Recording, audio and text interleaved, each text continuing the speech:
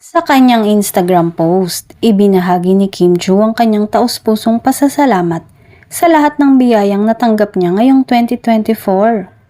With her signature smile, nag-reflect si Kimi sa tahimik at maganda niyang tahanan na tila simbolo ng kapayapaan at tagumpay.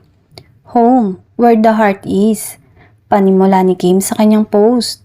Sinabi rin niyang sobra-sobra ang pasasalamat niya para sa taon at pinanghahawakan niya ang bawat sandali habang papalapit ang pagtatapos ng 2024. Nagbigay pa siya ng toast para sa kasalukuyan at sa mga darating na taon. Sa comment section, nag-iwan ng sweet message ang kaibigang si Garlic Garcia. 2024 was a banner year for Kimi and she deserves all the blessings. Pero syempre, hindi nakalusot sa mga fans ang tanong, nasaan si Paolo Avellino? Matapos ang ilang public kilig moments ng dalawa nitong taon, marami ang nagtaka kung bakit walang banggit si Kim tungkol kay Paolo. Baka naman daw may private exchange ng pagbati ang dalawa, sabi ng ilang fans.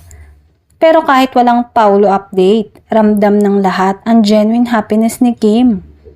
Tunay na isang taon na puno ng blessings, hard work at pagmamahal ang 2024 para sa Chinita Princess.